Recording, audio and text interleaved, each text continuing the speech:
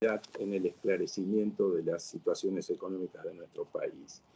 Santiago Bulat es economista recibido en la UBA, maestrando en finanzas corporativas de UCEMA, economista asociado a INVEC Consulting, conductor en CNN Radio y columnista los domingos en el diario La Nación. Además, es profesor en la Universidad de Buenos Aires. Como ven, tenemos hoy dos muy importantes invitados. Tenemos la costumbre, o tenemos en nuestra Cámara de Comercio Suizo-Argentina, la costumbre de reunirnos y analizar las distintas situaciones que se van presentando, los distintos impactos en el ámbito económico, productivo, cultural y social. Por eso, esta reunión nos convoca para realizar un intercambio. Tendremos el aporte de estas dos importantes personalidades, pero la idea es que en esta época en que todos estamos ya pensando en los presupuestos del año 2022, podamos tener una línea de claridad o de visión hacia la macroeconomía que nos espera en manos de estos dos expertos. Sabemos que es muy difícil planificar en nuestro país, pero estamos obligados a hacerlo. Si no tenemos planes, nuestro desarrollo es un poco incierto. Por lo tanto, esta charla tiene la idea de que luego podamos hablar mucho sobre nuestros planes.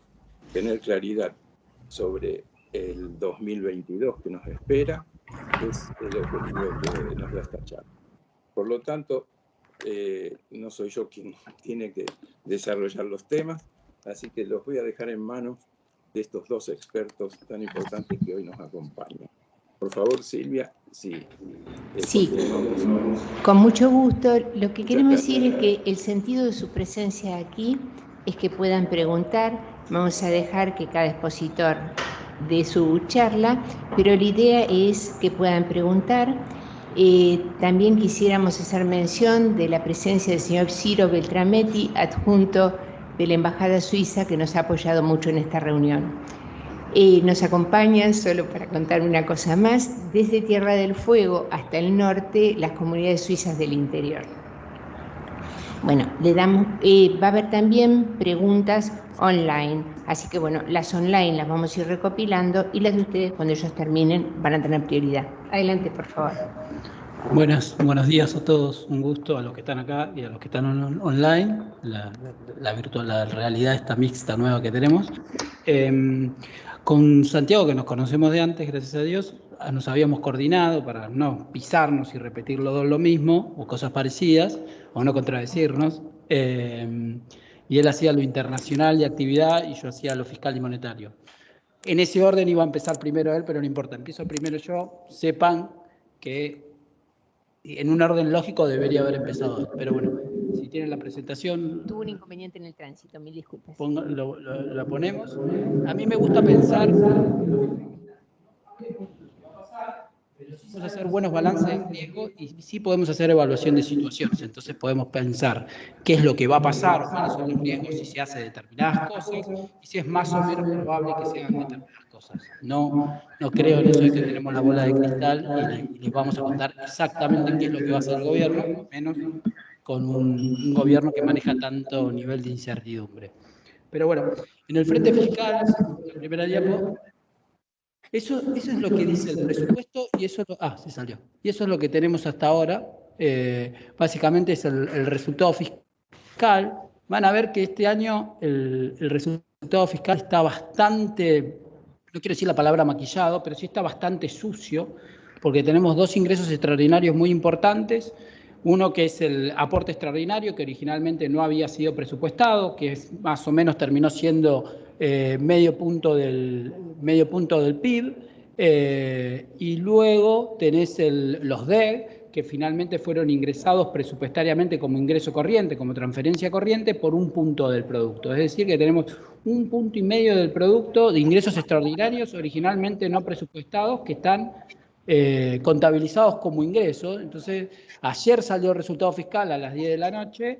Entonces, si uno miraba con los DEC y el aporte extraordinario adentro, tenía un superávit primario de más de 200.000 millones de pesos. Si uno miraba sin los DEC y el aporte extraordinario, tenía un déficit de 155.000 millones de pesos, es decir, menos 0,4 del PIB, 0,4 puntos del PIB de déficit primario en un solo mes. El déficit primario sin aporte extraordinario y sin DEC, en los primeros 9 meses del año, está en 1,9 del producto. Si pueden pasar a la próxima diapositiva, quiero... no es esta, no importa, vuelvan. 1,9 del producto, comparado con todos los años previos, sacando 2020, porque 2020 no es un punto de comparación válido. A esta altura del año pasado teníamos un déficit primario de más de 4 puntos del PIB, pero una situación muy particular. Miramos los años anteriores, miramos 2015, 2016, 2017, 2018, incluso 2015, estamos por encima de todos esos años en cuanto a déficit primario acumulado durante los primeros 9 meses del año.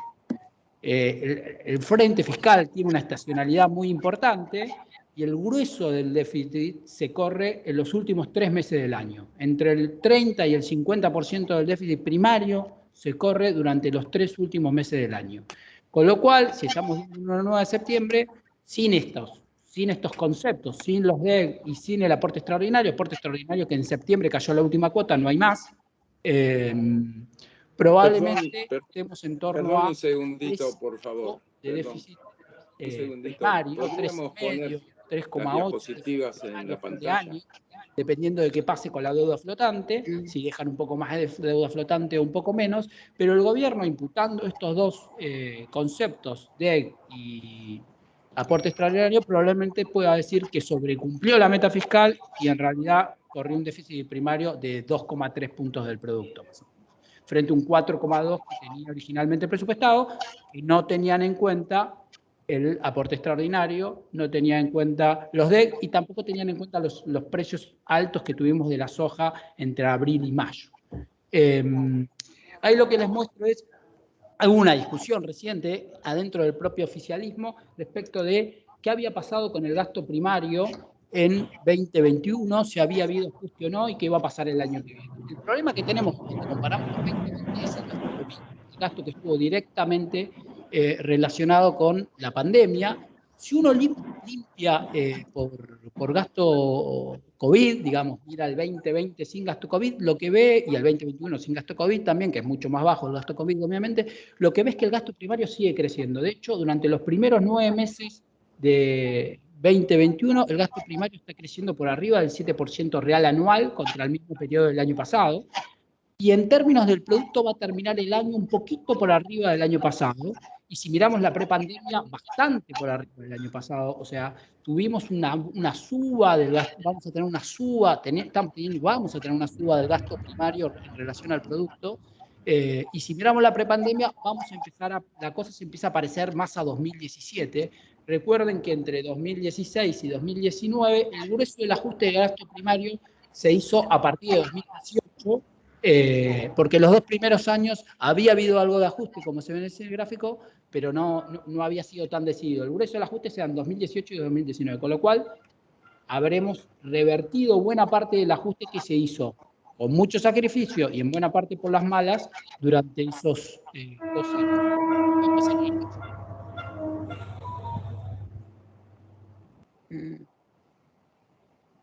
Bueno, ahí les muestro y por qué está creciendo el gasto primario y qué está jugando a compensar. El rubro más dinámico del gasto primario son los subsidios económicos, que es la contrapartida del congelamiento de tarifas. Claramente, si miran la prepandemia, nosotros ahora estamos con 9 meses en 2,2 del PIB de subsidios económicos. Si miramos la prepandemia 2019, en 9 meses estamos en 1,1, o sea que prácticamente en 2 años duplicamos el peso en el producto de los subsidios económicos. Y muy probablemente terminemos por arriba de 3% del PIB, los subsidios económicos, o sea, bastante más en línea con lo que fue 2015 o 2016, un poco por debajo de 2015, o más en línea con lo que fue 2016 que todos los años previos. O sea, que prácticamente quedará revertido todo el ajuste de subsidios económicos que había provocado el ajuste de las tarifas durante la gestión anterior. La contracara de eso, que compensa en parte, son las jubilaciones y pensiones contributivas. Están corriendo bien por detrás de la inflación, sobre todo en el primer semestre, producto del cambio de fórmula que viene postdatada y la aceleración inflacionaria. De hecho, si no se hubiera producido la aceleración inflacionaria, no hubiéramos tenido ese efecto tan fuerte. Y ese factor es importante porque no solo por lo que implica, sino porque además es un factor transitorio, digamos, en la medida que si la inflación no se quiere acelerando, lo cual es poco probable, pero no importa, el día que la inflación deje de acelerar con esta fórmula, ese factor empieza a revertirse. Entonces no es un ajuste permanente del gasto, es un ajuste más bien transitorio, que en un escenario de estabilización te juega en contra. Por eso es importante entenderlo. Estamos compensando con un incremento permanente con un ajuste transitorio. En un escenario positivo, que juega incluso en contra. ¿Y pueden pasar una más? Ahí lo que se ve es la composición de los ingresos, y esto es muy importante de cara al año que viene. Esto es con el proyecto de presupuesto del 2022, lo que espera para este año y para el año que viene. El proyecto de presupuesto que no tiene los DEC, en el proyecto de presupuesto que hicieron para el año que viene, que obviamente hace el cierre de este año, no estaban contabilizados los derechos especiales de giro como ingreso del sector público nacional no financiero. Independientemente de eso, fíjense que proyectando para el año que viene, lo que espera el fisco argentino es que la no continuidad del aporte extraordinario, que como les contaba son 0,5, 0,6 del PIB, depende de qué PIB usen, y la caída de los precios internacionales de los productos que exportamos, principalmente de los granos, que van a implicar un peor desempeño de los derechos de exportación, se compense con un incremento de la recaudación del resto de los tributos, en especial de seguridad social,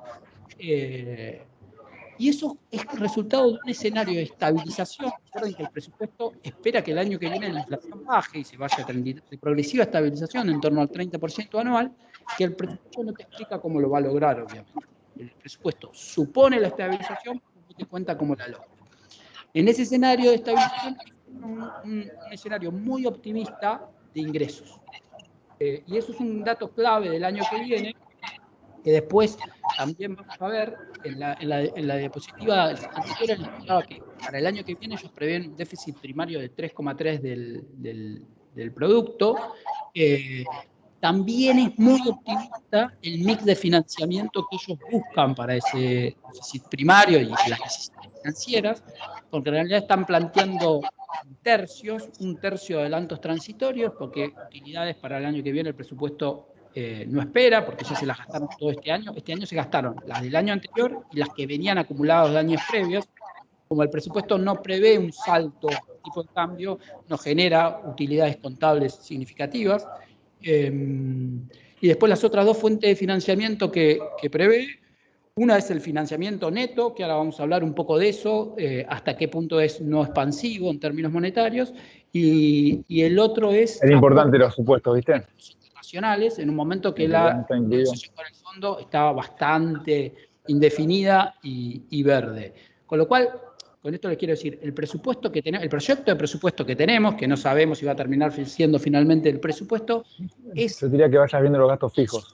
Y demasiado optimista, digamos. A mi gusto, es probable que muchos de los problemas bien de tiempo. ¿Necesitas ayuda o vas? Los volvamos a tener el año que viene. Si pueden pasar una más. Bueno, acá se ve uno de los puntos importantes. Esa es la evolución del financiamiento monetario a lo largo del año, cómo se va acumulando. El año que está arriba, que es un outlier total, claramente es el año pasado, por eso le digo que no sirve como punto de comparación. ¿Qué hace, Santi?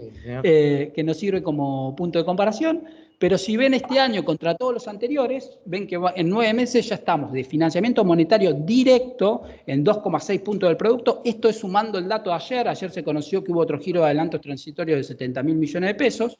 Estamos a medio octubre, estamos en 2,6% del producto y estamos por encima de todos los años previos, con excepción de 2020, obviamente, que es un muy mal punto de comparación. y el año va para superar tranquilamente los 3 puntos de financiamiento monetario, que es más financiamiento monetario que incluso que 2015, y es bastante más que lo que había originalmente presupuestado. Ustedes recuerdan que el presupuesto para este año vigente tenía un mix de financiamiento de 60% emisión, 40% endeudamiento neto.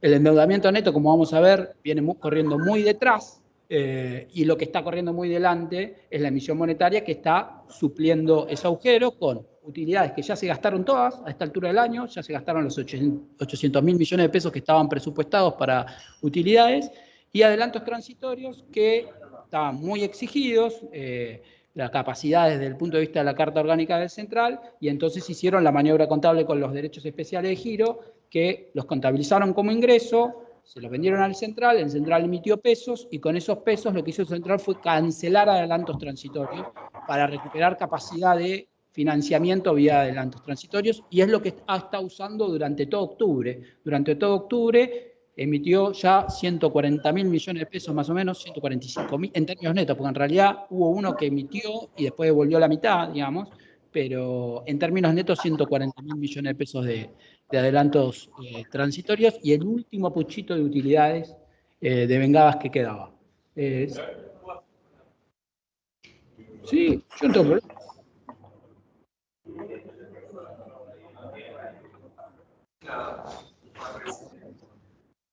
Sí.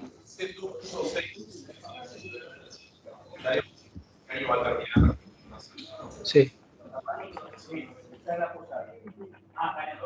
Es consistente con... En realidad nosotros la inflación que estamos viendo hoy tiene que ver más que nada con la emisión del año pasado y al principio de este año, que si se ve en el gráfico anterior, el principio de este año con el que muchos se ilusionaron, pero que tiene que ver con la estacionalidad del frente fiscal y la estacionalidad del financiamiento monetario. Por eso esa forma de mostrarlo, que siempre es en la segunda mitad del año, venía baja la emisión monetaria.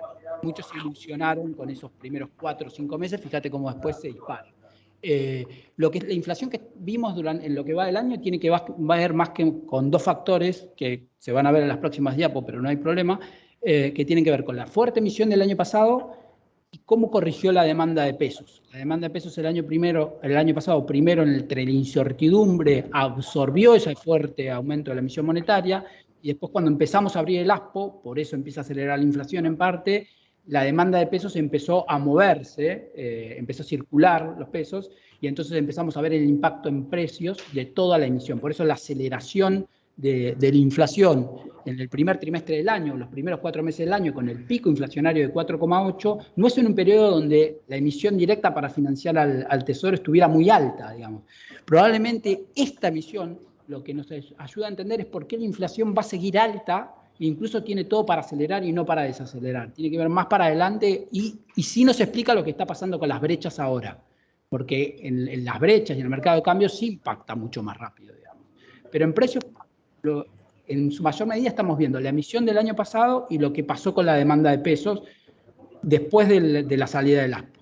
Ahora, en los próximos gráficos se va a ver claro. Ahí les quería mostrar 2 cosas. Primero, para que vean, también ahí tienen todos los años las distintas fuentes, digamos, lo que ha sido la fuerte emisión para financiar al Tesoro. De nuevo, si lo miran contra 2020 dicen, bueno, pero es bastante menos. Si lo miran contra todos los años anteriores, van a ver que es un año monetariamente muy expansivo para financiar al Tesoro, y todo el esfuerzo que hace el Central para absorber parte de esa emisión. Después vamos a discutir si ese esfuerzo o es más bien un fenómeno pasivo, digamos, y eso es importante, y lo que está pasando con los pasivos remunerados del Banco Central, cómo están creciendo en relación a la base monetaria, con una composición distinta, y eso no es menor, a lo que fue la gestión anterior con las LEBAC, porque ahora las LELIQ son de los bancos y tienen como contrapartida los depósitos. Recuerden que en algún momento de 2018 llegamos a tener 5 puntos de LEBAC de particulares, los cuales muchos eran no residentes, digamos. Eso no es lo mismo, porque el riesgo de desarme de ese pasivo monetario es muchísimo más grande. De hecho, no sé si lo puse en la presentación, lo que pasó entre 2018 y 2019 es que esos 5 puntos del producto de LEBAC de particulares se desarmaron. Y eso explica en buena parte el segundo tramo de la crisis por balanza de pagos, el tramo de final de 2018 y principio de 2019. En realidad el que lo termina de desarmar eso, utilizando reservas, es Caputo enfrentándose con el fondo para utilizar reservas para eso. Esta es la parte que les digo, ese fenómeno de absorción de la liquidez, en realidad es bastante pasivo, porque si ustedes ven los depósitos, a mí me gusta mirar los depósitos a plazo fijo en términos reales, los depósitos a plazo fijo en términos reales, como ha pasado con todos los cepos, están muy altos, porque hay buena parte de esa liquidez que se emite, sobre todo de las empresas, que no tiene alternativas para escaparle al cepo, o tiene alternativas mucho menores, se termina buscando alguna alternativa, o money market, o depósitos UVA, o depósitos a plazo fijo tradicionales. Los gerentes financieros se las ingenian, y la demanda de crédito privado, en términos reales, está planchada. De hecho, recién está empezando a funcionar ahora con está planchada en parte por la demanda, en parte por los bancos, digamos, por un tema de racionamiento, pero está planchada y recién está empezando a reaccionar ahora, producto de las medidas que está sacando el Banco Central, obligando a los bancos a que coloquen parte de la cartera de depósitos.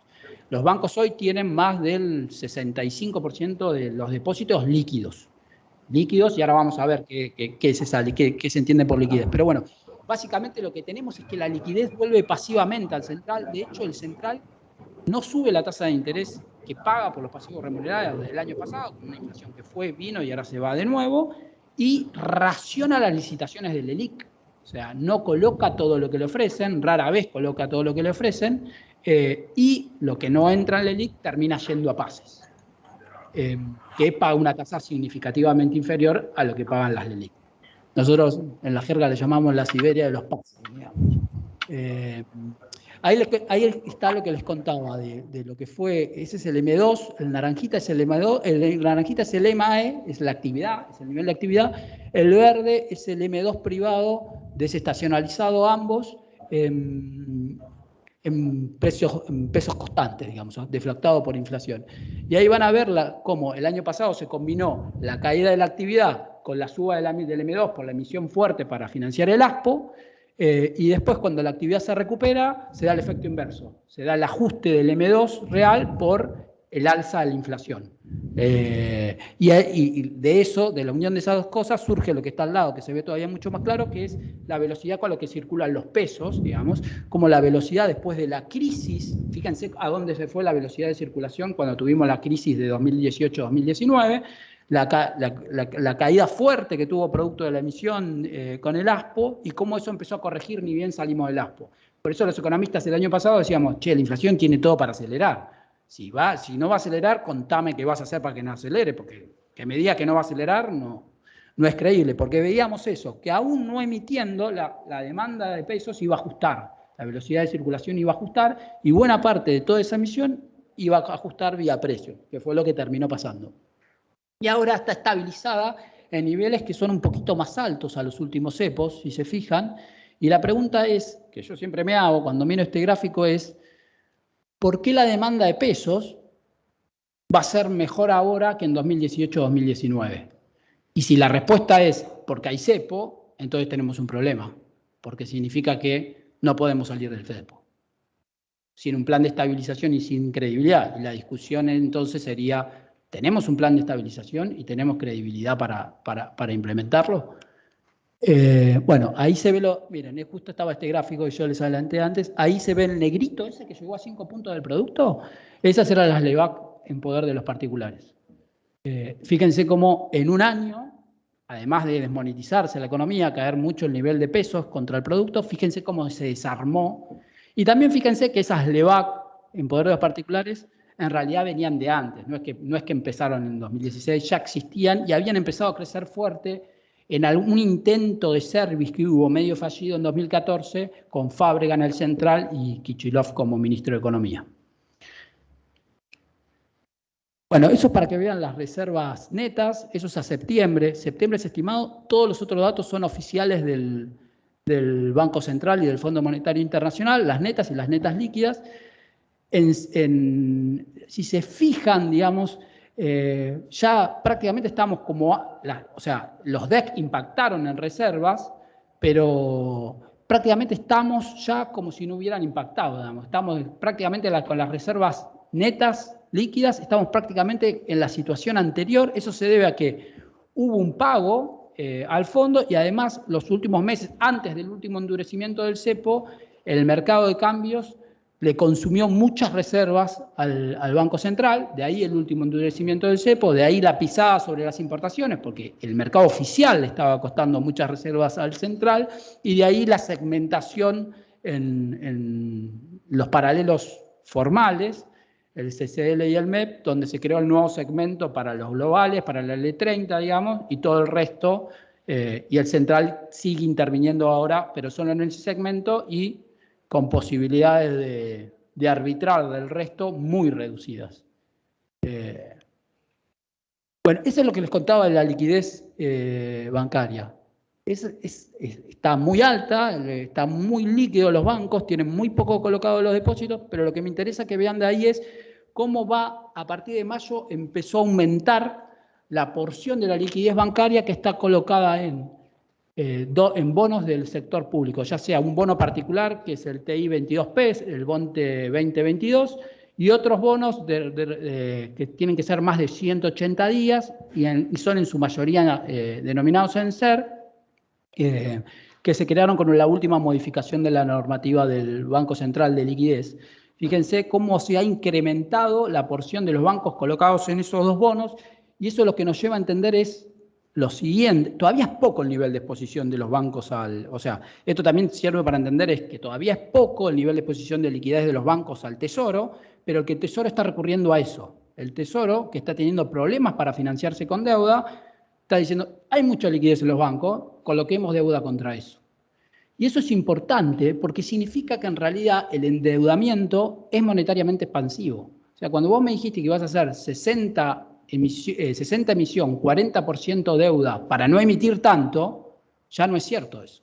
Porque eso es expansivo. Esos eran pesos que estaban en el balance del Banco Central, que ahora los saca el Tesoro del balance del Central para gastarlos. Entonces es monetariamente expansivo. Entonces cuando uno mira el financiamiento neto que consiguió el Tesoro hasta acá, lo que ve es que casi 3/4 partes del endeudamiento neto fue monetariamente expansivo. Entonces en realidad no es 2,6 de emisión monetaria para financiar al Tesoro, es 3,4. Y es 3,4 en 5 meses, en su mayor medida, pues a partir de mayo. Por eso le digo que eso es lo que empezamos a ver fuerte en el mercado de cambios y cómo se empezó a acelerar a partir de mayo la necesidad de ir cada vez endureciendo cada vez más el cepo, incrementándose la brecha. En los años anteriores no tenías un efecto similar al que acabas de describir. Caputo había empezado a colocar el TI 22P, pero colocó muy poquito en 2018, si no recuerdo. El grueso pero el grueso que estamos viendo ahora es en función de la última modificación de la normativa de liquidez, que es de mayo, que es cuando les permitieron a los bancos suscribir bonos de más de 180 días de plazos, denominados en pesos o denominados en SER. Y ahí está yendo el grueso, son 3 puntos más o menos de la liquidez bancaria, que de 0 a 3 puntos, se fue del total de los depósitos, que pasó a estar colocado, que estaba colocado en el LELIC, pasó a estar colocado en ese tipo de bonos. Okay. Con un central que, como digo, te va racionando las licitaciones. Entonces esa liquidez bancaria tiene que elegir, ¿va a estos bonos o va a los pases? Claramente estos bonos pagan mucho más, tienen otro nivel de riesgo, pero pagan mucho más que los pases. Ok, gracias. Bueno, el tipo de cambio real multilateral es un electrocardiograma y explica buena parte de nuestros problemas. Digamos, un país que tiene ese electrocardiograma no le puede ir bien, tener problemas de corazón. Pero lo que me interesa mostrar es que si uno lo mira en términos históricos y desde el punto de vista comercial, no pareciera que tuviera un problema de atraso del tipo de cambio real. Tampoco es que le sobre mucho, ojo, porque con los niveles de inflación que tenemos y la inflación que tienen nuestros socios comerciales, si vos pisás el tipo de cambio un año más, y sí, vamos a empezar a escuchar de nuevo con mayor veracidad la palabra atraso, digamos. Pero la verdad que en términos históricos, y mirando incluso los precios internacionales, que si bien han corregido, estamos hablando de soja $450 en CIBOT, digamos, no parece que haya un problema por ese lado. A pesar de eso, tenemos eso. Tenemos el oficial y los otros dos yéndose cada vez más arriba de la mano de la emisión. Y tenemos la brecha, que es superior al 80%, y en los últimos meses, sobre todo en las últimas semanas, la brecha de la brecha, que ya es de casi 10%. Con lo cual la brecha total ya vuelve a ser casi de 100%. Estamos en 98 más o menos. Para fin de mes ya vamos a estar de nuevo. Pero para mirar esa brecha hay que mirar a los globales o hay que mirar a los ADR, que son todos los tipos de cambios paralelos con MEP y CCL que hoy no están segmentados, digamos. Esos son los que podés operar, pero si operás esos no vas a poder operar CCL y MEP con AL30, con los bonares. Pero bueno, la emisión la estamos viendo fuerte el impacto ahí, como también lo habíamos visto en 2020, primero el impacto fuerte ahí.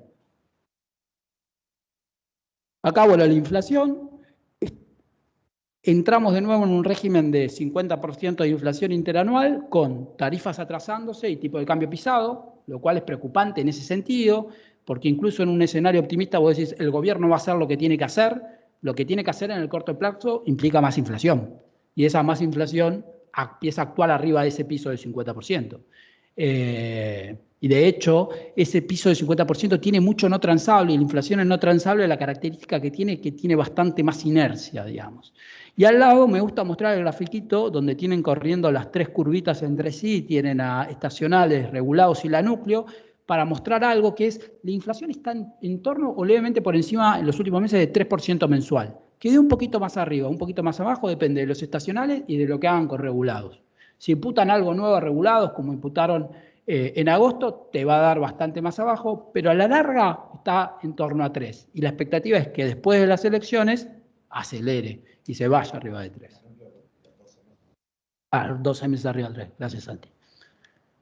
Y con esto termino. Esos son los vencimientos con el fondo del año que viene y después lo de los próximos años. El acuerdo con el fondo, digamos, no sé si inevitable, pero es indispensable. Hay vencimientos con el fondo ya desde muy arrancado el año. El gobierno habla de marzo porque en marzo tiene un vencimiento grande de capital, pero lo cierto es que pensar que vamos a estar hasta marzo con las IMPO pisadas, porque con las reservas que hay hoy no alcanza para pagar todos esos vencimientos, es demasiado optimista, digamos.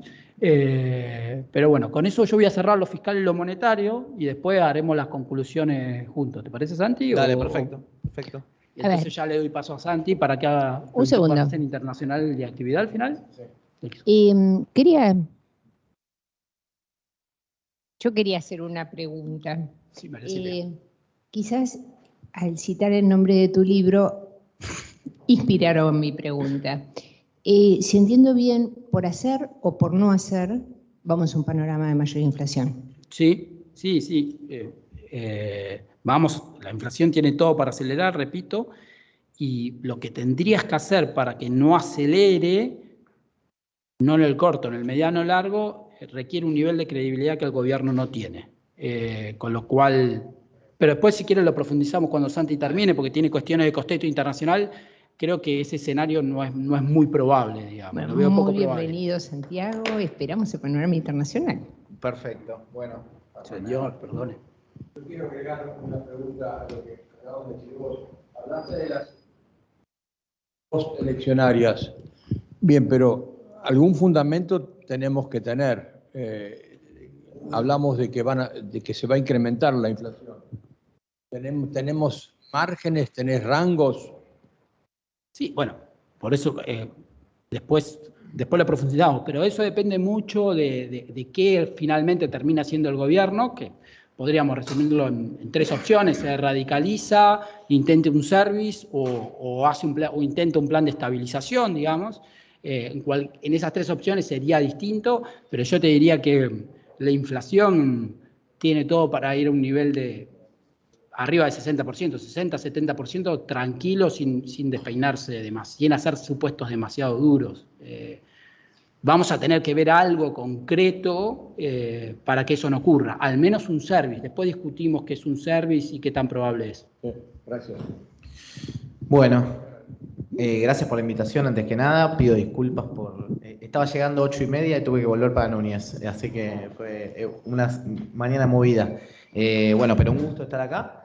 Y la idea es eso, repasar un poquito también la parte más internacional. La idea con Gaby, charlamos antes de venir, era dividirnos justamente un poco en la parte fiscal y monetaria y la parte de actividad económica e internacional también, que obviamente ahora está mucho más movido. El mundo vuelve a tener inflación, empieza a haber más inseguridad respecto de si se mantiene o no esa inflación a nivel global. Obviamente nosotros no podemos adjudicar nuestros problemas inflacionarios a lo que está sucediendo en el mundo, pero obviamente el impacto empieza a ocurrir en distintas economías que ya empiezan a aumentar sus tasas de interés.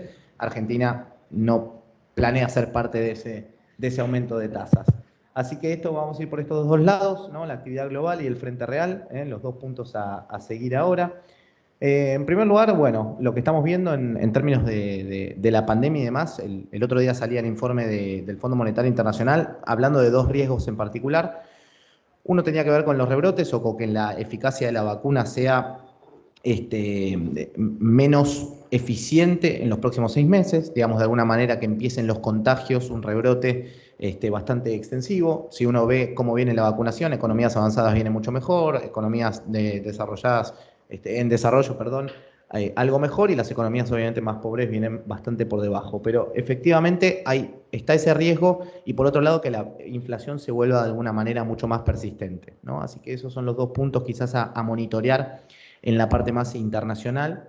Pero si vemos cómo viene la movilidad, podemos ver que el hemisferio norte ya ha recuperado gran parte de la movilidad con una vacunación mucho más incrementada, digamos, de alguna manera mucho mayor a lo que sucede en el hemisferio sur, que de alguna manera no todas las economías han devuelto a los niveles iniciales previos a la pandemia, ¿no? Obviamente hay una relación importante entre lo que suceda con la vacunación y en términos de movilidad.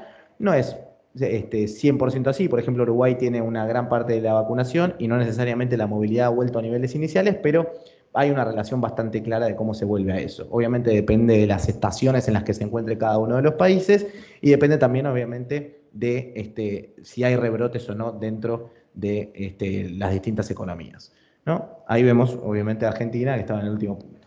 Esta es la recuperación de lo que se espera. Ese puntito que va recorriendo por ahí es básicamente lo que se espera que suceda con el mundo en términos de actividad económica, ¿no? Cómo va a crecer la economía en general después de una caída muy fuerte por el COVID.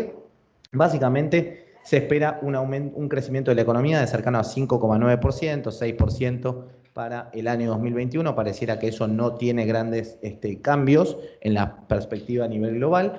Y se espera para el año 2022 también que haya un crecimiento de la economía por encima de lo que en general el mundo recorre, ¿no? Ese 2 y pico por ciento, 3%, bueno, tendríamos un año más de una economía creciendo más fuerte. Sin embargo, como podemos ver, no todas las economías recorren igual. Fíjense, China tuvo la primera caída, se anticipa la caída con el COVID, obviamente porque empieza ahí, es el eje donde comienza todo el conflicto, y China recupera muchísimo más rápido de lo que, por ejemplo, lo hacen las economías avanzadas, ¿no? Entonces ahí tenés una recuperación que va a ser desigual a lo largo del mundo, lo cual es interesante también.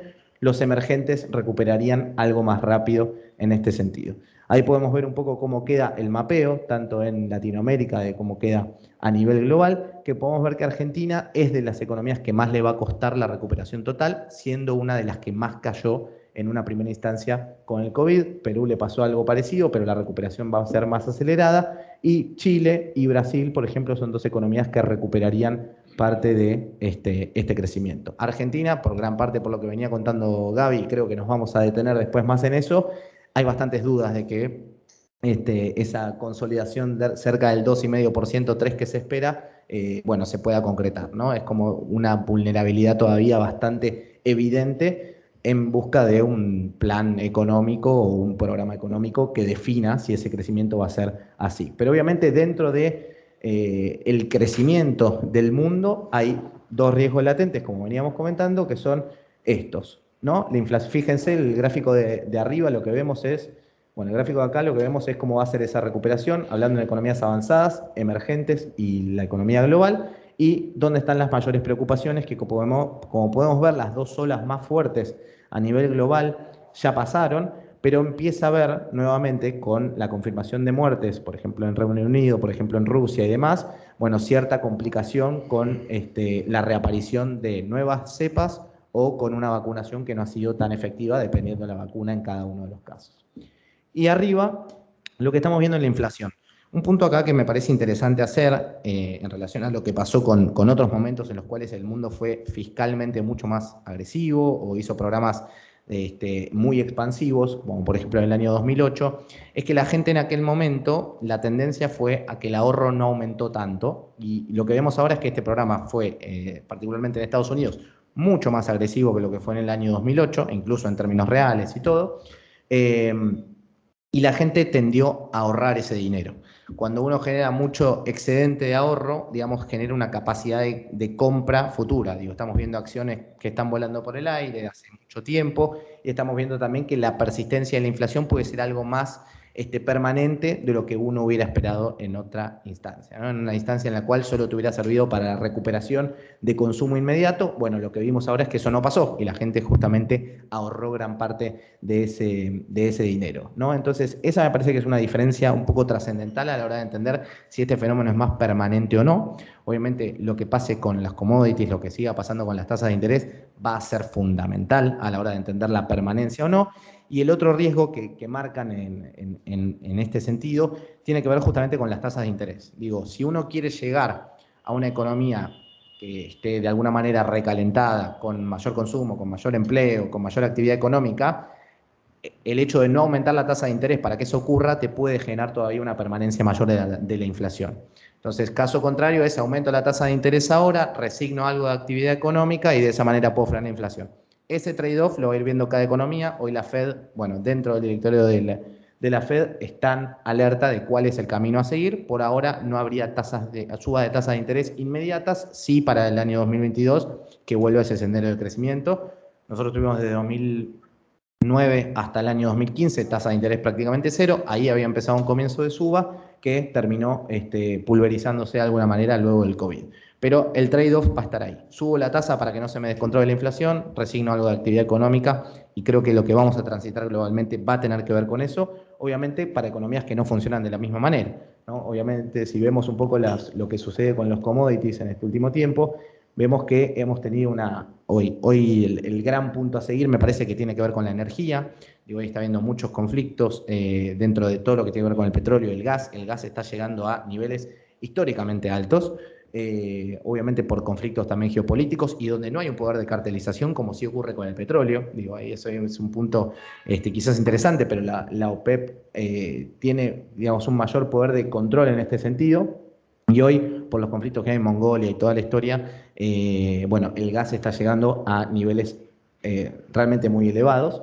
Si vemos un poco lo que sucede con el agro, habíamos visto, bueno, Gaby lo comentaba también, tuviste un boom de commodities agrícolas que fue muy muy fuerte, no llegaste a los niveles quizás récord que fue en aquel momento en el año 2012, por ejemplo hablando de la soja, pero ya viste una contracción importante desde aquel pico, había llegado a $600 la tonelada y ahora estás hablando de $450, que es un nivel históricamente alto, pero que no te permite tirar manteca al techo, sobre todo si la situación es de suba de tasa de interés, impacto en los commodities y eso que nuevamente te lleva a una situación de commodities más bajos que puede complicar aún más la situación. Por eso va a depender globalmente de dónde estés parado a nivel mundial el efecto que pueda llegar a tener. Argentina, este escenario de commodities agrícolas bajando con suba de precio de la energía, bueno, es una combinación que lo pone más desafiante todavía de lo que era el contexto en 2020 con solamente commodities agrícolas volando, que eso le da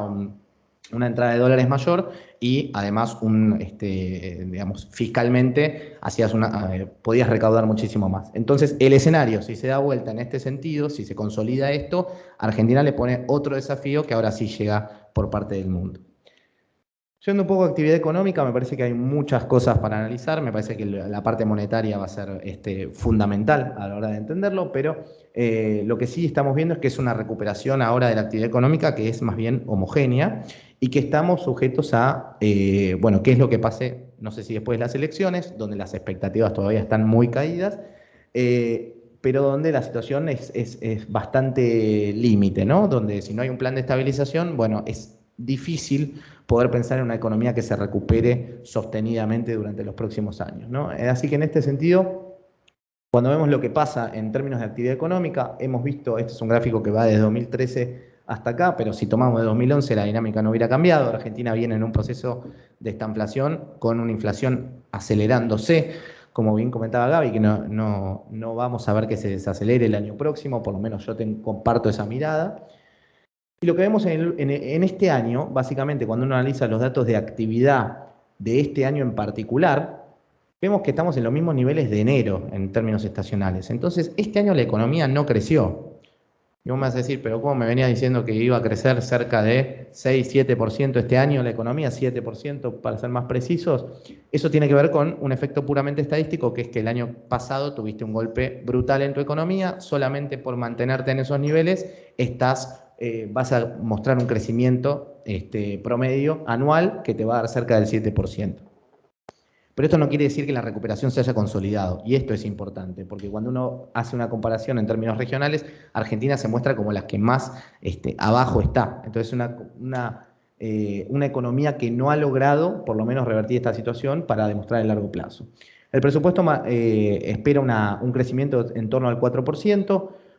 Nosotros estamos viendo dos escenarios ahí que nos parecen algo divergentes, por supuesto, pero que una economía que logra transitar los desequilibrios más del carácter monetario, una inflación que se controla en torno a 60, pero la controlan, puede llegar a crecer un 2,5%, y un no acuerdo con el fondo, digamos, una situación mucho más donde la desconfianza se acrecenta. Puede ir una economía que incluso caiga el año próximo. Así que me parece que todo lo que suceda y las decisiones de acá a marzo nos van a poder dar un camino de hacia dónde vamos a transitar el año próximo. Pero la recuperación, claramente, como vemos en ese zoom in de ese cuadradito, no está consolidada para nada, ¿no? Entonces, corto plazo, confianza y rumbo, más del Frente Político, Club de París y el Fondo Monetario Internacional, y después, obviamente, el dólar y la inflación. Como podemos ver, la salida es más bien heterogénea, ¿no? Si vemos lo que pasó en la pandemia, los sectores más afectados tuvieron que ver obviamente con lo ligado al turismo, que todavía sigue complicado, hoteles y gastronomía siendo el que más cayó, pero tuviste una caída de todos los sectores, 9,9% aproximadamente la baja. Ahora, si vemos cómo viene la economía respecto de 2019, tenés todavía hotelería y gastronomía todavía muy complicado, la minería todavía complicada, el agro en términos de producción todavía está por debajo, pese a que tenés commodities más bien elevados. Tenés de alguna manera el rubro de salud también por debajo, un tema importante. Entonces, cuando vas tomando distintos rubros, lo que vas viendo es que efectivamente tenés una economía que se recupera a distintas velocidades en cada uno de los rubros. Entonces, cuando uno habla con distintas empresas o distintos sectores, probablemente no le puedas dar las mismas recomendaciones a uno que a otro respecto a lo que va a pasar, ni al nivel de recuperación que puedan llegar a tener, sobre todo porque hay muchas decisiones que van a estar basadas en lo que pasa en el contexto internacional y las decisiones gubernamentales locales respecto de ese contexto. Pero todavía es una economía con una salida muy poco prometedora y con sectores que crecen de una manera muy desigual.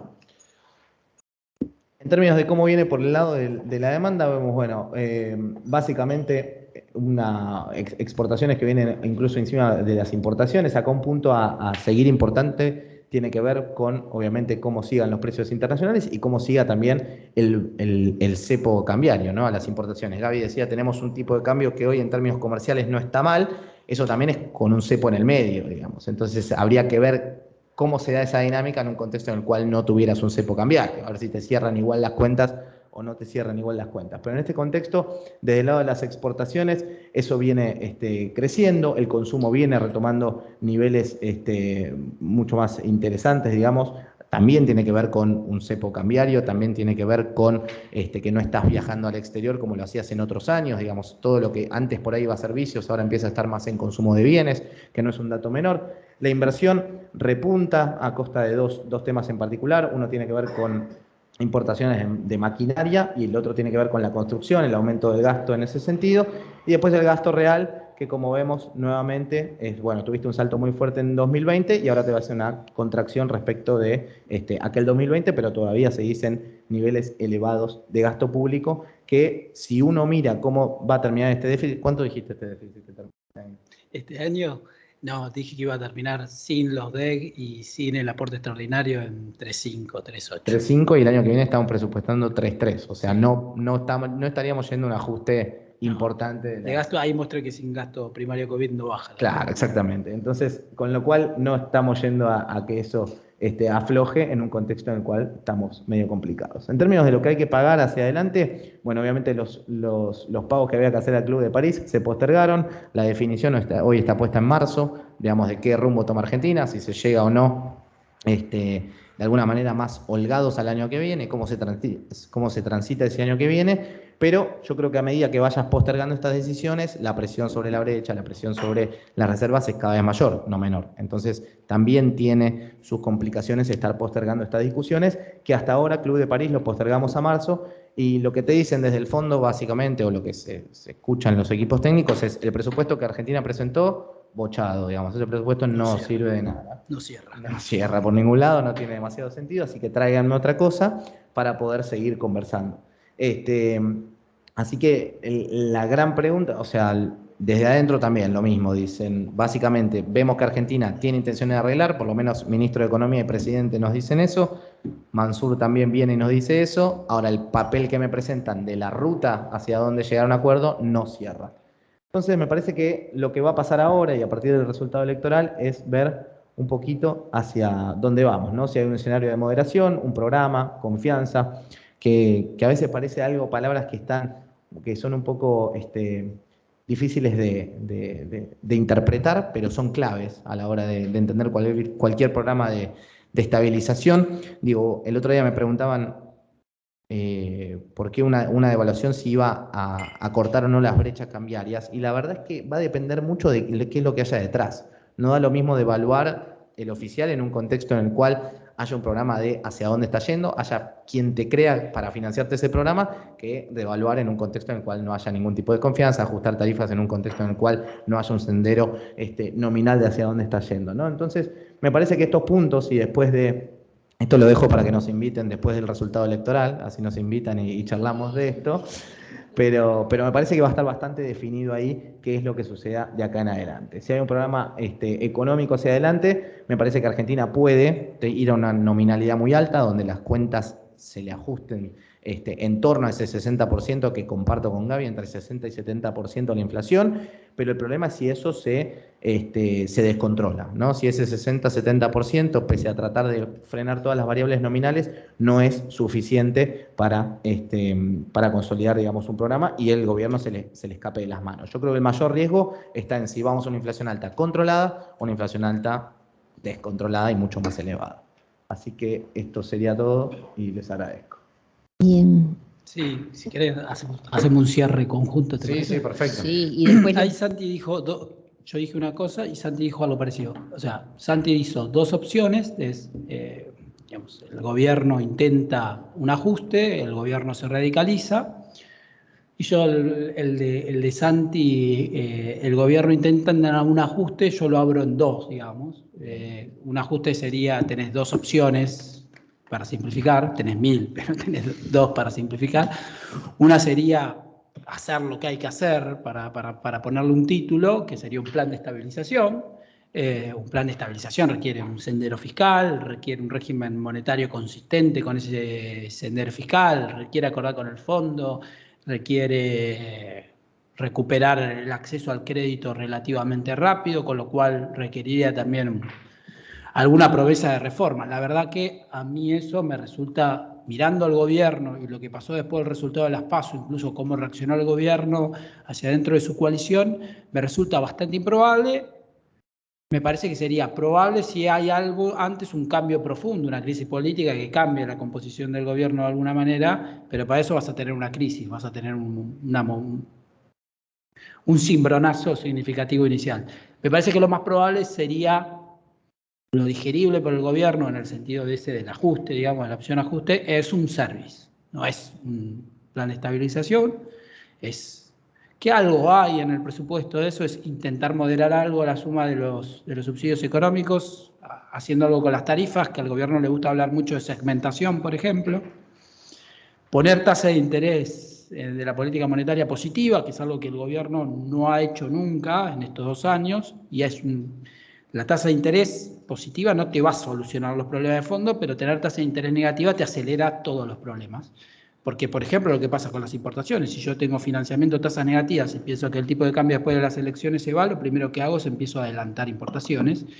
Y eso fue lo que le pasó al gobierno. Como no quiere subir la tasa, tuvo que pisar las importaciones, digamos.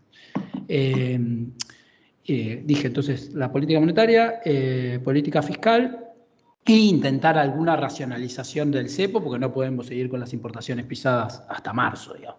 Parece que esa sería la opción probable de ajuste si en una crisis antes. Parece que mucho más no hay, digamos. Y me parece que Santi dijo algo muy importante, que es el contexto internacional, que es esa doble Nelson de los precios energéticos subiendo y los commodities cayendo. La Argentina, los subsidios energéticos tienen dos componentes. Uno que es lo que se le paga a Camesa por la diferencia entre el costo de generación y lo que pagan los usuarios. Y después está lo que se le paga en Argas por la diferencia entre el precio que importa los combustibles que se usan y el precio al que se los vende a las generadoras. Que ahí hay otra parte del subsidio. Lo que se puede disparar, por lo que está diciendo Santi, es esa segunda parte. O sea, que vos aún haciendo un esfuerzo fiscal importante por el lado de las tarifas, inventando, podrías no lograr ningún tipo de ahorro fiscal, porque si se te disparan los precios de los... De hecho, estamos viendo el petróleo nuevo arriba de $80 porque se lo arrastró el gas. Entonces hay que ver ese shock energético del que habló Santi, qué tan persistente es. ¿Algo más? No. Por favor. No, me parece que coincido bastante, digamos, con Gaby en este sentido. Yo creo que vamos a tener, el gobierno va a querer ir con este tema de tarifas, sobre todo, a una segmentación que para mí es bastante difícil que la concreten, por lo menos, primero porque no tienen datos y después no tienen acceso a los datos y después que no saben cómo cruzarlos los datos, con lo cual el tema de tarifas es una triple Nelson ahí hablando.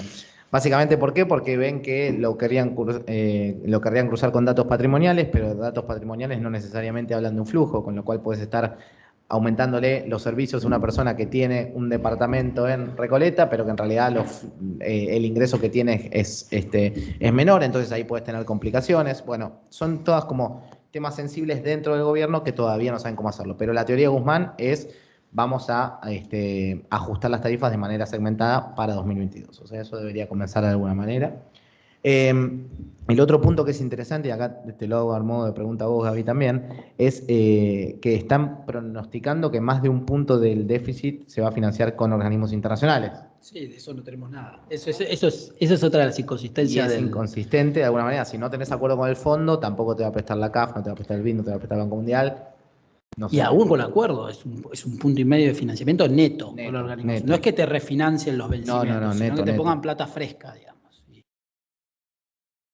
Está difícil. Entonces la pregunta es si eso no cierra, digamos, ¿de dónde sale esa plata? Entonces a mí me parece que ese es un punto a tener en cuenta a la hora de, bueno, si no vamos con ese acuerdo y planeamos ir a ese déficit de 3.3... La variable de ajuste ya sabemos cuál es, más emisión. Exactamente.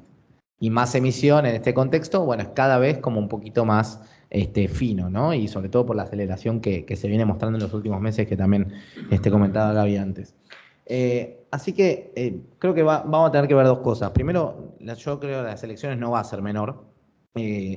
No necesariamente que haya reservas negativas te indica que va a haber una devaluación, si obviamente es un proxy interesante, pero en 2015 eso pasó. El asunto es que en 2015 estábamos llegando sobre la recta final y con un cambio de aire muy importante. Digo, después te puede gustar más, menos, el gobierno no importa, pero digo, hubo una renovación que te dio, bueno, viene otro proyecto en el cual no necesariamente todos salieron a buscar sus depósitos en vista de que, bueno, todavía había en pos de un cambio, una renovación, que iban a llegar mayores inversiones, que iba a llegar un saneamiento del déficit, más dólares, bueno, un cambio de expectativa. El asunto y mi preocupación o mi incertidumbre en este contexto es: te vas a un escenario de reservas todavía no negativas, pero muy cercanas a cero, con tendencia a cero, con 2 años por delante de no sabemos qué va a pasar. Entonces, eso es para mí lo que pone más presión a un escenario de que haya una corrección cambiaria y ojalá que sea de todas maneras más controlada. Lo que tienen en mente del gobierno es: terminamos las elecciones y a partir de diciembre empezamos a devaluar más aceleradamente. Esta especie de... El crawl and peg de nuevo. Pero más acelerado que lo que están haciendo ahora, que es 1% todos los meses. Bueno, ahora vamos a pasar a 3, 3,5, que acompañe la inflación. Y yo creo que definitivamente Argentina cambió el régimen de inflación, ya no es más esperar 2 a 3%, sino vamos a tener que empezar a pensar en esperar 3 a 4% todos los meses y que el 2 sea una excepción. Sí, sí, el tipo de cambio acelera con un claro pega, como estábamos en diciembre del año pasado, noviembre, 4% mensual, incluso más, digamos. Por eso digo, todo depende mucho de lo que hagan, pero es clave lo que acaba de decir Santi, digamos. Uno siempre tiende a comparar con 2015, digamos, tiende a pensar, bueno, ¿cómo termina este año en relación a... En realidad la comparación es con 2013. Por eso yo hablaba del camino hacia 2023, faltan 2 años, un gobierno que está muy desgastado, tiene muy poca credibilidad. Eso, si quisiera hacer un plan de estabilización, tendría que sobreactuar para que le creamos de un nivel que hasta le sería costoso a la economía, digamos, porque sobreactuar genera costos de corto plazo sobre la economía, con lo cual hace bastante improbable que haga eso. Entonces, el tema es ese, son 2 años muy complicados, con una economía estancada, que no puede salir del cepo. El cepo terminó siendo la encerrona que siempre fue, digamos, sí, la historia se repitió. Correcto. O sea, te metes ahí, después no podés salir, necesitas salir, pero no podés salir porque no tenés con qué salir. Pero está muy fuerte este cepo, ¿no? Este cepo está claro, se aceleró. Bueno, pero admitimos 10 puntos del PIB en 18 meses. Era lógico que el cepo tuviera que endurecerse tan rápido. Son muchos pesos. Yo siempre repito 2 cosas, que no por reiteradas no dejan de ser ciertas, es... Así como la inflación no es algo que le pasa a los precios, es algo que le pasa al peso, digamos, lo que estamos viendo del cepo y los tipos de cambio paralelos no es algo que le pasa al dólar, no es algo que le pase que falten dólares, es que sobran pesos. Son esos 10 puntos de emisión sin ningún tipo de ancla. Por eso ese punto que yo hacía en un momento, no sé si ya había llegado Santino, que decía, bueno, si yo pienso cuál va a ser la demanda de pesos, ¿por qué tengo que pensar que sin cepo no vuelve a ser la de 2018-2019? Eso es lo complicado. Pero bueno, tenemos 2 años de alta nominalidad y como dice Santi, sabemos que son malos y el riesgo es que sean más malos, en realidad. Lo único que le sumaría a Santi en el contexto internacional es que encima, para colmo de males, Brasil se está complicando, que es nuestro principal socio comercial.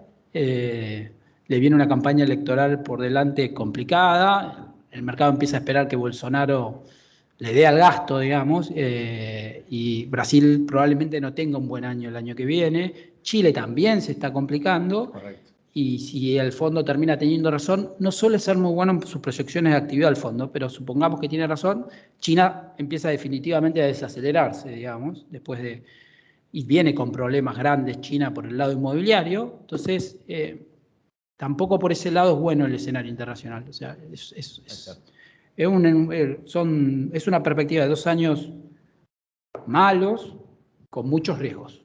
Y los riesgos son nominales. ¿Aguanta el cepo 2 años sin dólares y, digamos, sin desabastecimiento? ¿Podría aguantar? Es la segunda parte. ¿Aguanta la economía 2 años de este cepo? La economía de hecho ya se está trabando. Yo siempre pongo el ejemplo, de hecho no hay neumáticos. De hecho, el transporte no tiene neumáticos, el agro no tiene neumáticos, los automotrices ya se están quejando de que no están pudiendo importar los insumos. Las empresas de neumáticos, las de producción local, se están quejando que no están pudiendo importar los insumos para producir los neumáticos. O sea, la economía no soporta. Por eso yo creo que algo tienen que intentar. El tema es que esa situación que vos describís no era la del 2013. Tuvo una parte de 2013, sí, tuvimos problemas con remedios oncológicos, tuvimos el problema de los neumáticos. El problema de los neumáticos es un loop, digamos. El problema de los neumáticos ya lo tuvimos en 2013. Y lo que vino después de 2013 y la derrota electoral fue el service de 2014, que les dio algo de oxígeno, pero era o sea, si vos comparás 2013 con 2021, 2013...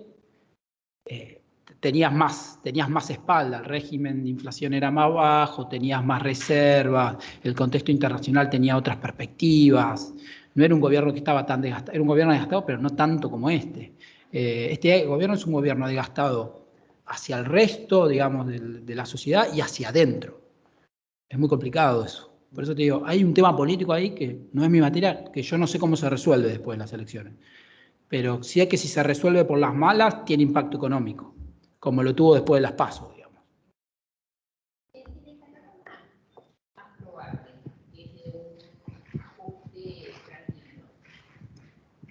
con lo sectorial.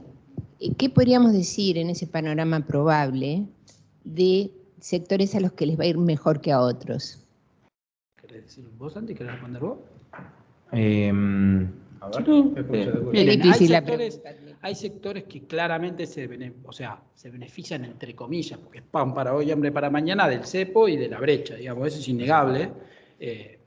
Un ejemplo es la construcción, y otro ejemplo, lo que no significa que estén felices, digamos, con este país, pero tienen beneficios de corto plazo. La brecha incentiva el gasto en construcción, y en el caso de la automotriz y de otros bienes que uno compra como sustitutos del dólar, pasa algo parecido, digamos. Línea blanca, bueno, todo lo que tiene que ver con comercio de línea blanca, todo eso, por ejemplo, también, digamos, terminás ¿sí? importando a un dólar barato y uno se dolariza consumiendo a través de, bueno, no puedo comprar dólares, pero compro un lavarropas, no sé. Y correcto, y con incentivos al consumo, con ahora 12, con tasa de interés negativa, esos sectores es innegable que se benefician. Por eso es tan complicado también pensar salir, y eso incrementa los costos. Cuando decís yo tengo que salir de eso, todos esos sectores que venían aditivados, entre comillas, pierden esos aditivos. Entonces, en el corto plazo, eso te hace que te sea más caro salir de este esquema, que vos sabés que es insostenible, pero salir tiene costos. No es que salir es una panacea. Salir tiene costos de corto plazo.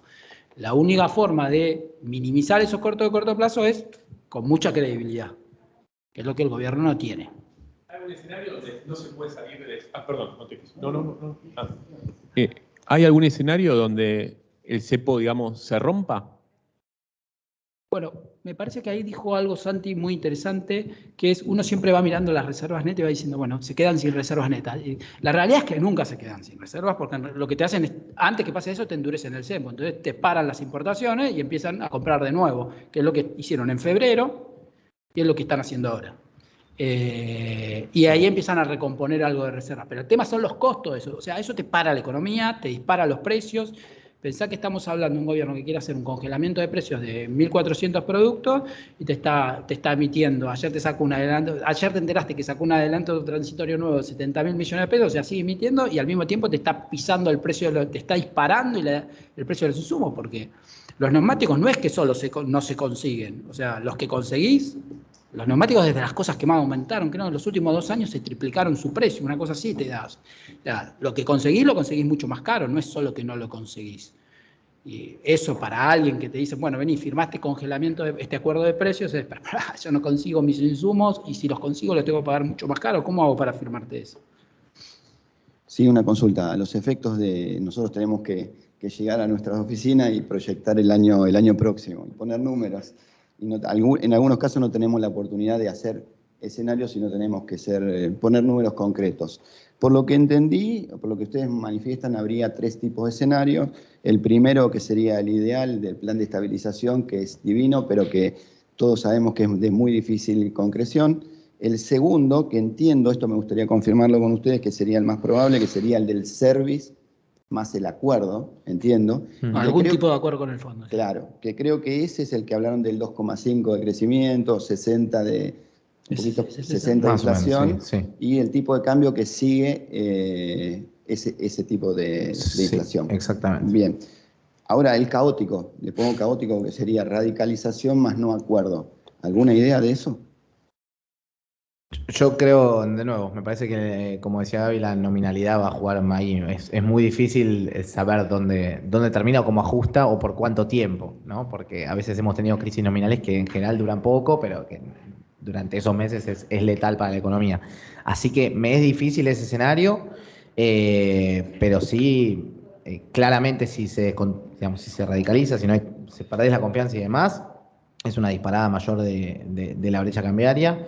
Depende de cuál, ¿no? Obviamente, esto es importante y por ahí respondiendo un poco a lo anterior al cepo. El cepo puede existir para toda la vida, digo, no sé, Venezuela tiene un cepo, digamos, es como que el tema es a qué tipo de cambio empieza a responder la economía, ¿no? Entonces, si yo tengo que empezar a funcionar importando al contado con liquidación y bueno, es una economía que de repente te va a empezar a ajustar completamente diferente y los precios se van a mover mucho más rápido. Entonces, en ese sentido me parece difícil poder ponerle números a ese escenario, así que ahí A ver. Por ahí me ayuda Gaby. No, sí.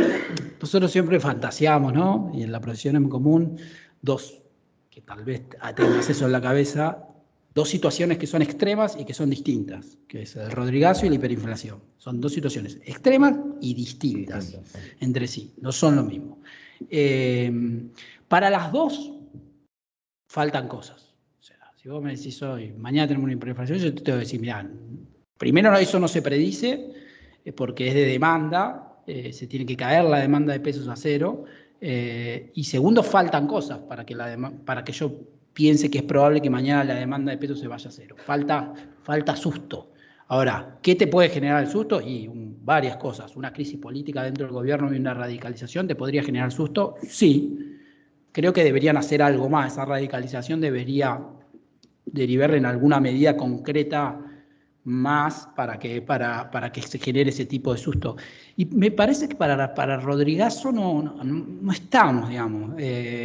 Si vos te fijas, sí, las tarifas están muy atrasadas, pero yo no veo ningún escenario al gobierno que intentando corregirlas de una, digamos, tampoco es el nivel de desequilibrios, digamos, pero no lo veo intentando cerrarlo de una como intentó hacer Celestino Rodrigo, que le puso el nombre, pero no fue de todo responsable, digamos.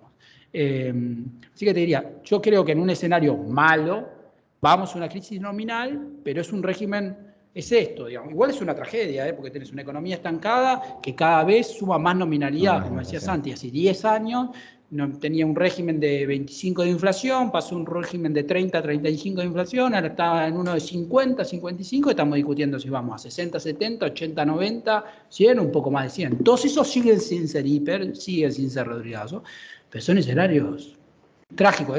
2 años de inflación al 70, 80, 60, con la economía estancada, es terrible, digamos. Para las variables sociales, es una máquina de picar carne, lamentablemente. Por eso es tan difícil, porque uno dice, bueno, ¿qué es lo más probable hoy? Esto. ¿Y esto es sostenible? ¿Hasta qué punto es sostenible? Bueno, ¿y qué tiene que pasar en el medio para que deje de serlo? Y ahí empezás a tener que proyectar cosas que son eventos disruptivos y por definición no se proyectan.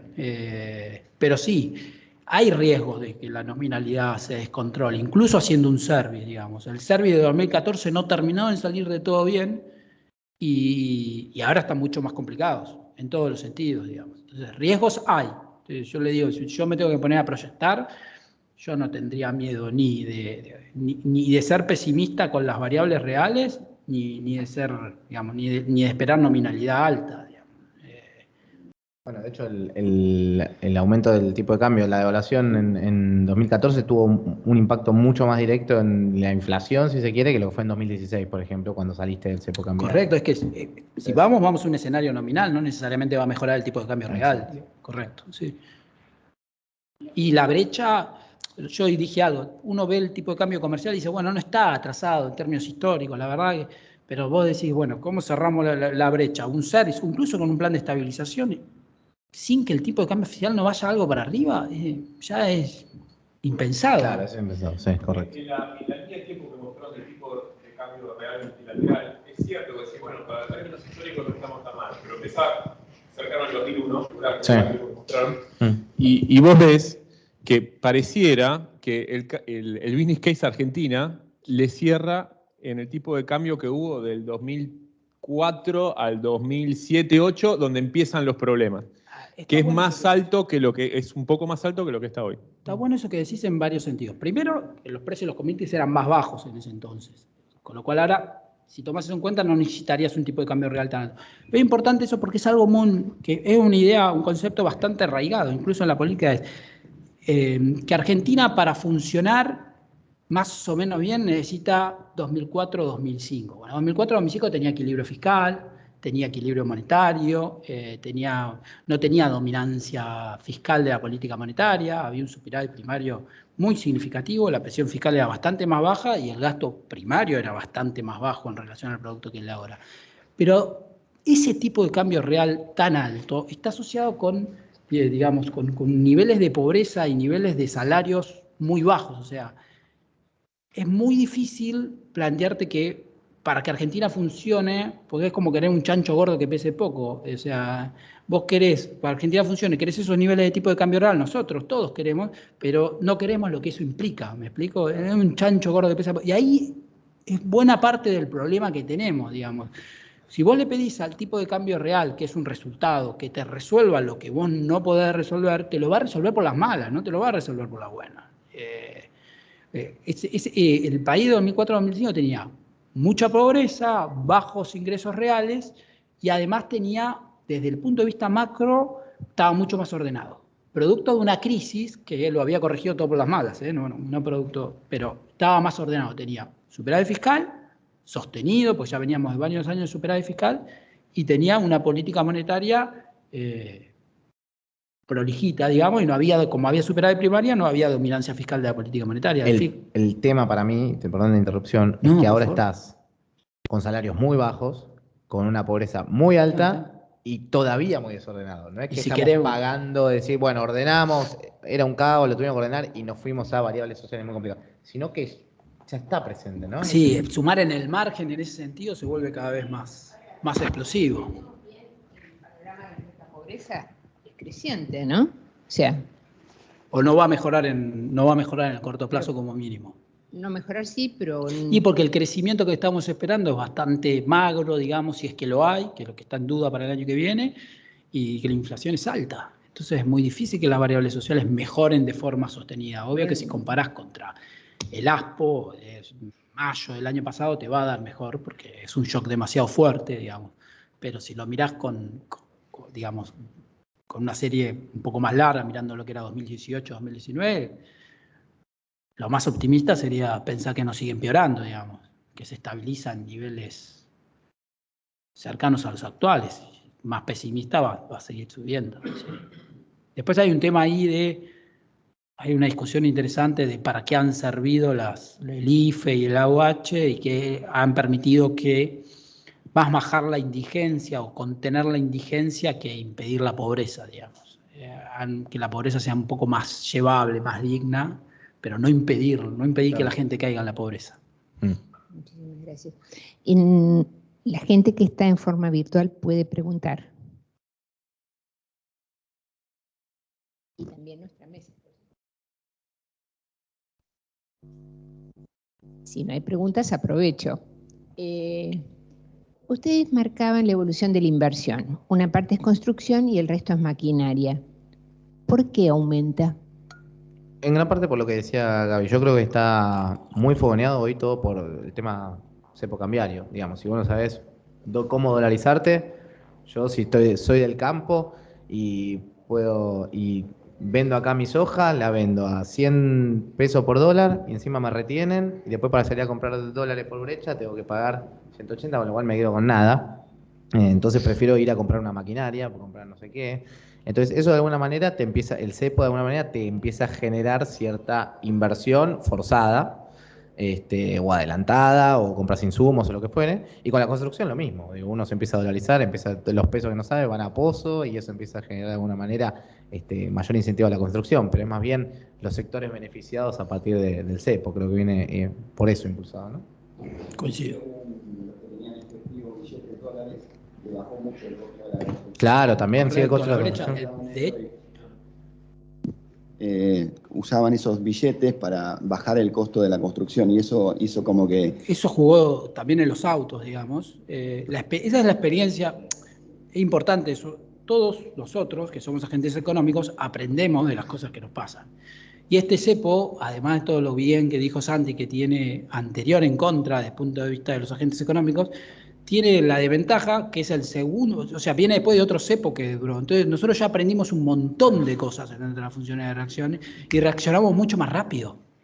Ya este ejercicio ya lo tenemos incorporado. El ejercicio hay muchos que te dicen, no, yo me compré el auto porque la experiencia que hice con el cepo anterior es que me compré un auto importado y vos sabés que después cuando estabilizaron lo terminé vendiendo y seguía teniendo la misma cantidad de dólares que antes. Entonces, esa experiencia se la sacó el cepo anterior, entonces lo vuelve a aplicar. Este cepo además tiene en contra eso, digamos, que ya aprendimos. Y eso es lo que tiene también en contra el gobierno. Y con esto cierro. El gobierno, desde que está compitiendo, está compitiendo desde que está compitiendo con una sombra, digamos, de lo que fueron los gobiernos anteriores. Y el mercado lo corre por esa sombra. Y lamentablemente lo que pasó en los últimos 2 años es que el gobierno le confirmó ese temor al mercado. Entonces, por eso digo, cuando la historia se repite, entre comillas, el problema que tenés es ese, los agentes te corren por lo que se acuerdan y te corren con lo que aprendieron. Y todo pasa más rápido. Nosotros en nombre de la Cámara queremos agradecer enormemente las interesantísimas intervenciones de ustedes. Nuestro presidente salió de viaje, por eso les agradece mucho también. Y bueno, quisiéramos traerles estos regalitos traídos expresamente por la Embajada Suiza desde Suiza. Así que bueno, agradecemos a la Embajada, creemos que les va a servir para sus deportes y a la vez quisiéramos agradecerles. Muchas gracias. Bueno, desde ya muchísimas gracias a ustedes. Ah, exactamente. Erika, nuestra fotógrafa, nos falta. Claro que sí. Bueno, queremos agradecerle muchísimo a quienes han estado con nosotros acá. Agradecemos también mucho a todas las comunidades suizas que nos han acompañado y a todas las empresas y economistas que han estado presentes en la charla. No han preguntado. Se ve que la charla fue particularmente buena, por eso no preguntaron. ¿Te esperamos, Eri, para la foto?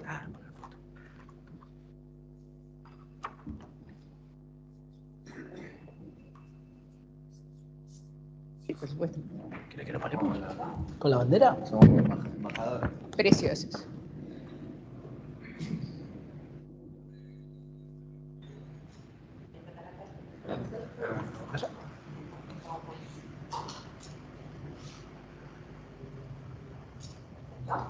Bueno, los invitamos a darles un aplauso. Muchísimas gracias. Los que están acá, si quieren preguntar, pueden mano a mano ahora.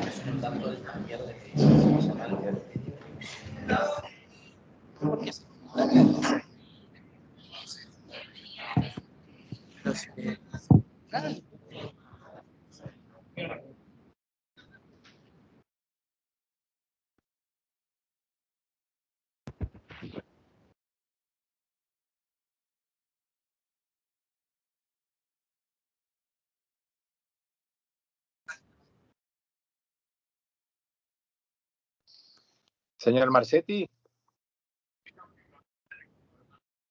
Señor Marchetti.